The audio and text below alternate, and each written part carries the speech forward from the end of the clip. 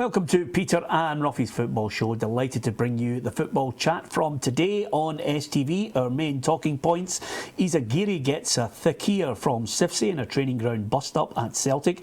Roy McGregor wants a youth task force, and Budge wants some youths banned. And we're with the last line of defence as our boot room guest tonight. Alongside Alan Ruff, another goalkeeper of note, and one with more caps than Ruffy as well, which is always great to have on the programme. Pat Bonner joins us. Delighted to have you, Pat. Don't be in any way afraid of the huge figures. I know you work for a lot of smaller stations. Huge figures. Ruffy, delighted to have you, man. Of course, you two former teammates. Yes, we certainly were. I think it was 88 and with Ian Andrews, and we had a great time. He drove Ian Andrews mad. That's what I'm saying. I was injured at the time when Ruffy came in, and he drove him crazy. It was funny, we were talking about there were no goalkeeping coaches then. No. We just did it ourselves. We just went about it. That's it. We were experienced and we went about it, and we had to. We had to get on with it. And normally at that time you were in the corner for about half an hour, 40 minutes before you joined the rest of them, and we had to make up our own exercises and work. And I must say, when this man came back from the States and we would go up to train, he never wore any bottoms. He had tanned legs, he was looking the part, but he never dived for about 3 months. Yeah, absolutely. And the good thing about it, though, he was very motivational, because the two of you really helped Ian Andrews develop, didn't you? Oh, he did. I'm taking no part in that whatsoever. Ian was a lovely guy, nice guy, and he came in and he was wonderful. And but he used to room with this guy. That was the problem. He used to room with him, and he drove him insane. Yeah. Let's talk about something that I think both of you guys can relate to, because in today's news, Izaguirre's got a thick ear. There's been a bit of a training ground bust-up. Much ado about nothing, really. That kind of thing happens in a training ground, Ruffy. Yeah, I wouldn't take anything into that. These things happen spontaneously at training. It's very competitive, there's no doubt about that. We used to have some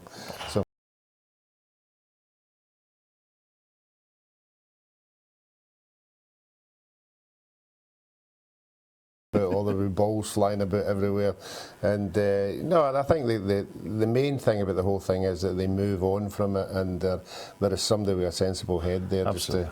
But in our day, I remember, like Peter Grant, Tommy Burns, myself, Roy, Mick McCarthy, all competitive guys, and when we played 7-a-side football, whatever it was, 7-a-side, 9-a-side, 9v10, whatever it was really competitive. And we played as if we were going to play on a Saturday or well, at that time it was Saturday normally, and that's how we played the game. It wasn't the case where we go out and that. And when we went into tackles, they went into tackles, and there would be arguments. I remember Peter and Tommy going at hell for leather, and almost fisticuffs, and then maybe afterwards going down, either going into the shower and say sorry about that, or going home and somebody phone up and say, listen, sorry about that, sort it out, and we move on. But it showed that there was an appetite about it. I don't know what happened, obviously, between the two of these guys. I remember Davy Provan and Frank McGarvey out behind the pitch in the old. Remember the old pitch at Celtic Football Club, where the ash track around it, and there was a Nash part right at the very back. Well, we used to play 5-a-side out on the ash and diving about, and the two of them almost they did come to blows, and they were the best mates. They were rooming together. So these things do happen. Modern day football, not as much, and they make a big issue out of it. If we get into trouble with anybody, we would have to have catch us first. Because we were just been running. There was no way we were getting involved with Mick McCarthy. Well, I was about to say, Ruffy, the mere mention of a bus stop does not have your name at the forefront of my mind. I've got to ask you, Pat, all the headlines this morning are you talking about Ronny Deila has to win a couple of cups and has to get Celtic, Europe beyond Christmas. Okay, let me take that a stage further and get your opinion. Based on what you're seeing at the moment, based on that back line, which doesn't seem to know what it's doing, is he likely to win 2 cups and get Celtic beyond European football at Christmas? Well, he'll win the league. I cannot see, unless Aberdeen turn it around dramatically, they're coming down to Parkhead, next weekend. Are they going to be able to beat them there? They need to get some sort of result to make it anyway of a contest. If it doesn't happen, I think Celtic will win the league, and they'll win it by a margin this year. Well, that's one in the bag. That's one in the bag. The cup, any cup, needs to be an alternative. If they get knocked out, and I think the League Cup also is one, because it's coming right now in a time when they're not maybe, there's question marks. So he probably needs to get through on Wednesday night against Hearts. and get himself into a semi-final, and then anything can happen. So I think that's the first cup. And then the European competition, you know, unfortunately, I think all managers now, it doesn't matter if it's Ronnie Dyle, I think any manager that takes that job, they're going to be judged on what they do in Europe, unfortunately. Not in our day. Our day was completely different, where the league was the most important, then the cup. And if you won the league, brilliant, the cup was a bonus. Europe was a real bonus if you did anything. We didn't do anything in Europe, that was the point. We didn't, our team didn't, I know Martin O'Neill did it. But now, because of the way the situation is and the way the Champions League is such a big earner, if you miss out in the Champions League, the Europa League then becomes an important one. And if they can't get through the group stage, then they're really down a level. And I think that's unfortunately for Ronnie and the staff, everybody, that's kind of what they're judged on, unfortunately, for Celtic. Ronnie keeps saying every year on year, judge me next year, but the biggest thing he keeps saying is, look at the progression we're making. Do you see a progression? I see a progression at times, but they've been so inconsistent. When they play with a high tempo, when they pass that ball and the movement off the ball, I watched them against Motherwell in that first half last week, and they were exceptional in that first half. Then in the second half, it was like turning a switch. To come out, the movement wasn't there, they kept giving the ball away, and it was like two different teams. And that's that inconsistency that people question. If they could do that over 90 minutes, if they could do it over 3-4 games, then you're saying, wow, this team is taking it on to a different level. But that's not there. I see bits of it, but not enough of it. But you're talking about levels there, Pat. If it's European football, would you not be a nervous wreck with 4 guys in front of you that don't seem to know what they're doing? Yeah, they're not the out-and-out defenders. We mentioned Mick McCarthy and, you know, people like that there. Those were defenders, and if it wasn't happening for them, they would organise it so that they would make sure that there was a bit of structure around them, a bit of defensive cover. They would be pulling people into position. The modern day player doesn't do that, and they get exposed.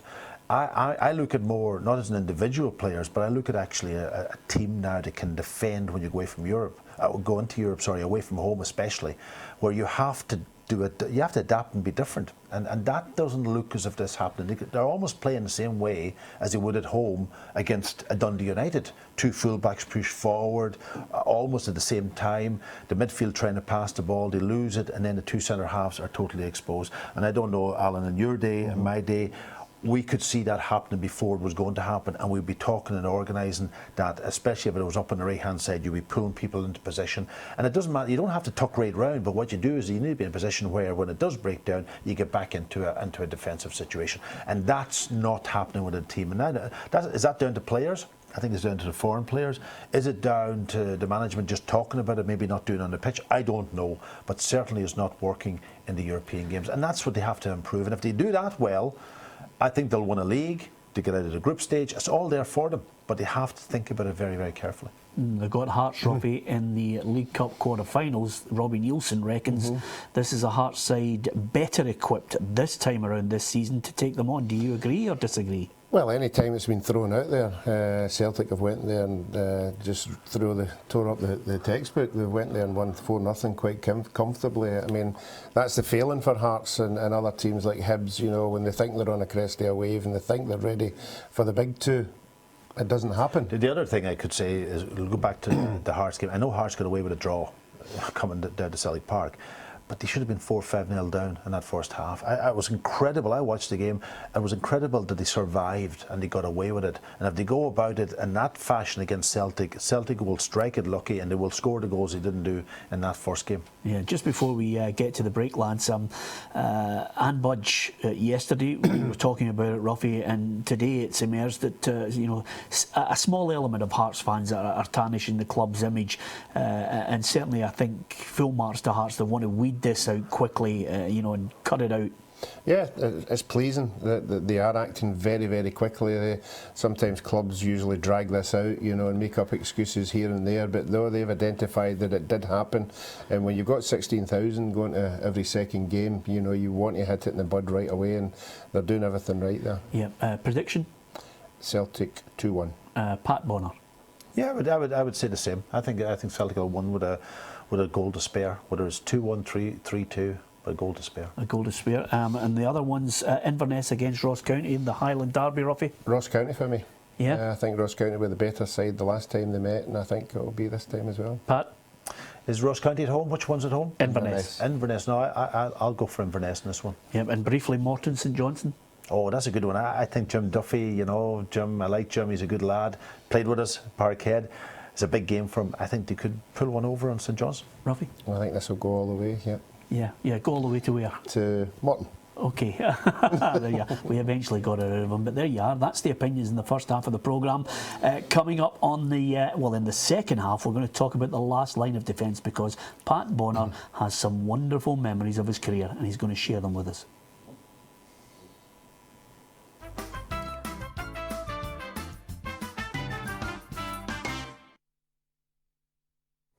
Hi, I'm Chris Sutton. To win this beautiful signed shirt from me, which club did Celtic sign me from?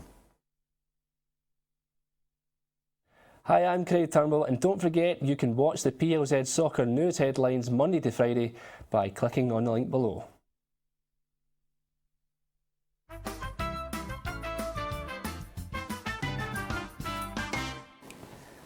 Welcome back to Peter and Ruffy's Football Show. Alan Ruff is alongside me, Peter Martin. We're giving you your daily fix of football chat, and it's always good when you bring someone in who's got 80 caps, is it, Pat Bonner? 80 caps, I'm afraid, yeah, but I'm very proud of them all. Yeah. Do you remember the first one? Yeah, it was my 21st birthday in Bydgoszcz out in Poland.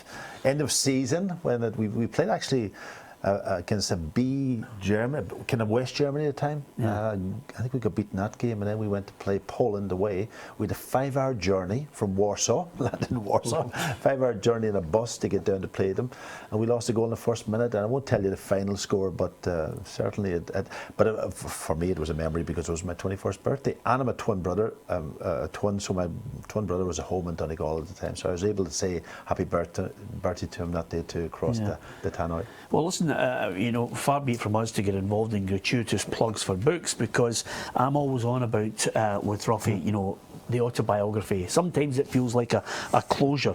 You've brought out The Last Line, and we can understand, obviously, the title itself. It's the autobiography. My one worry about the book, Pat, is the one that I have with Ruffy.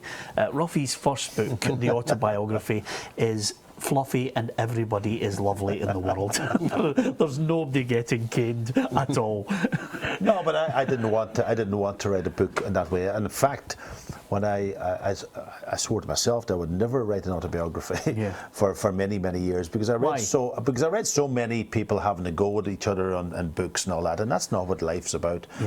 Yes, you have to dig into areas that's uncomfortable at times, but when I spoke to Jerry McDade, who's the author, and we sat down, and Jerry wrote a couple of almost ghost chapters for me to start, and I liked the way he wrote it. I liked the way that he kind of described certain moments that was very intimate to me, and I wanted a bit of humour in the book. I wanted a bit of honesty in the book, but I also wanted an emotion in the book, and he captured all of them in the book. And if people read it, it's that kind of story. It's a story about a young man leaving Donegal, way out in the northwest, way out in the sticks, coming into a big city like Glasgow, into one of the biggest clubs in the world, getting the opportunity, getting in, almost leaving Cage Rovers, which was a junior team, coming over here, and 6 months later I was making my debut for this great club, and then getting the opportunity to stay in the club for 17 years and going and follow my dream to play for Ireland.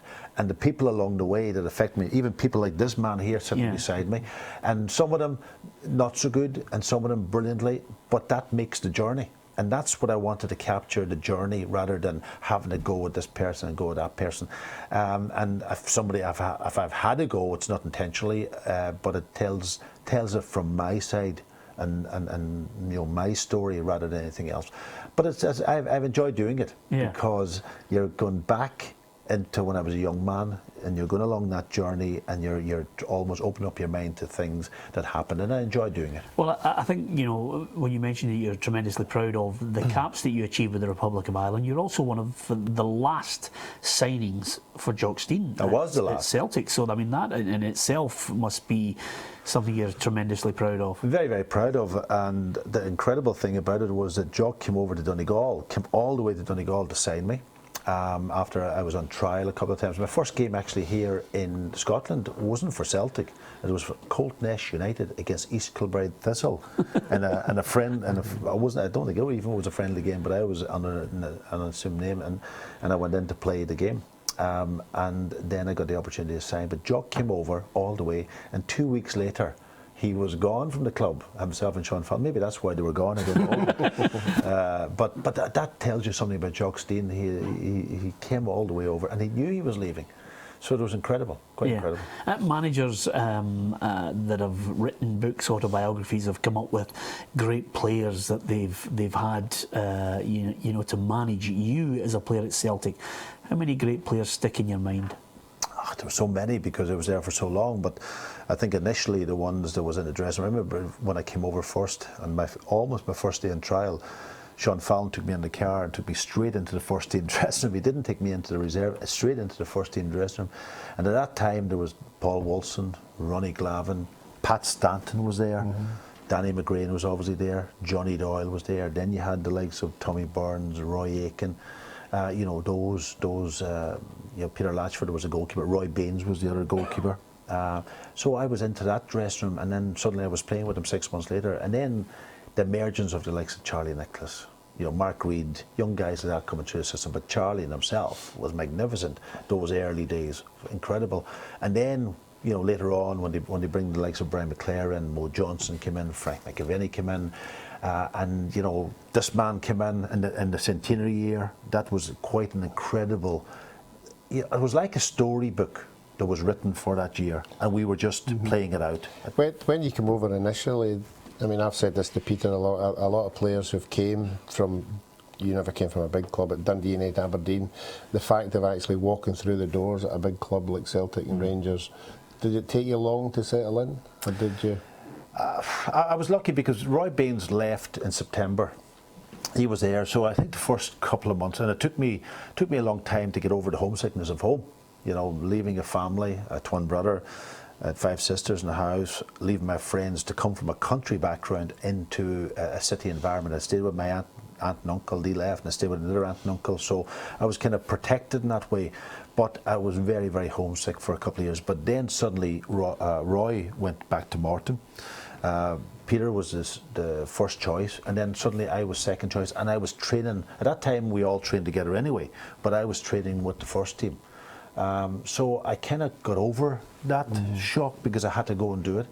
And then, as I say, I got into the team. So it kind of happened very quickly for me. I think if I was hanging around for 2 or 3 years and not getting a taste of that, like what happens now with young kids, they come over, they're stuck in the academy, they don't get an opportunity, and they're almost wondering, what am I doing here at times? But that didn't really happen to me. Yeah, and of course the international football, the career there is just littered with wonderful memories, some that are well documented. You mentioned that you didn't want to have a go. If you could sum up what was the ultimate high for you and what was the ultimate low that you know, one that you enjoyed putting in the book and one that you just felt real pain. I think from a club point of view, the high would have been the centenary year. The first couple of years when I got into the team almost consistently, we won the league twice. And that was a huge achievement, and it was a turnaround from Celtic being going through a bit of a rough time. Coming in now, suddenly we were back on the scene, and we were up against Dundee United and Aberdeen at that time. Rangers weren't quite in it, but they were still there as a big force. So there was big competition, and suddenly we were coming out on top. And I think we probably should have won it 3 years in a trot. We lost against Dundee United at Parkhead when Dundee United won it 1-0, or sorry, won it by a point, and we really had a real opportunity to win it for 3 times in a trot.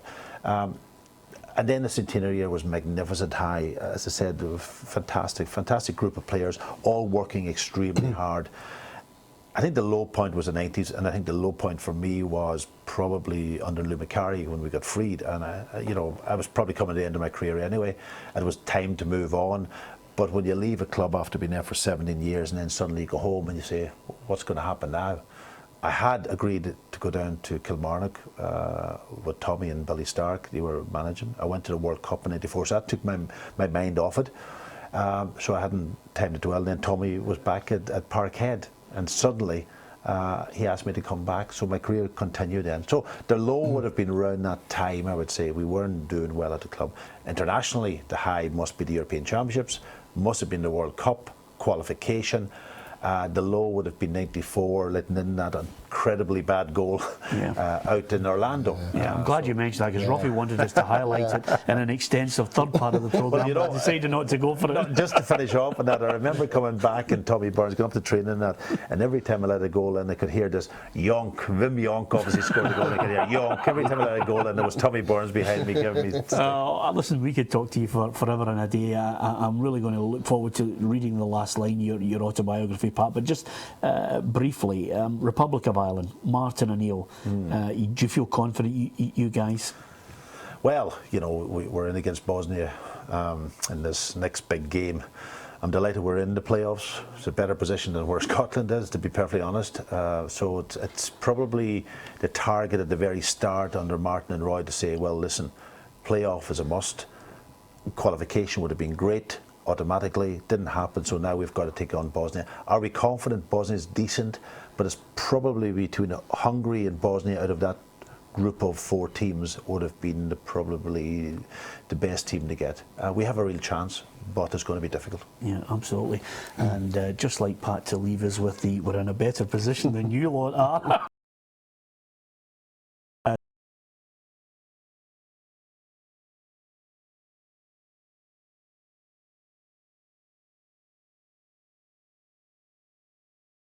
More than a few in the studio, sharing the memories and giving us his opinion as well. From Ruffy and myself, don't forget, join us at 6:30 tomorrow if you can. Thanks for watching.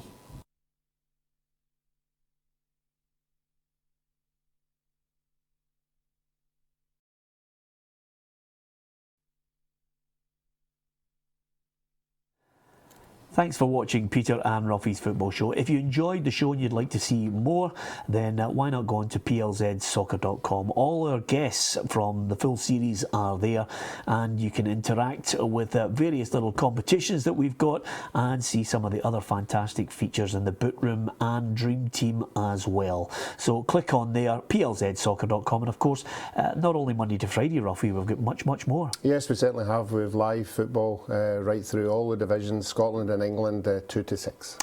2 o'clock till 6 on a Saturday. If you want the goals as they hit the back of the net, then click on plzsoccer.com. Thanks for watching.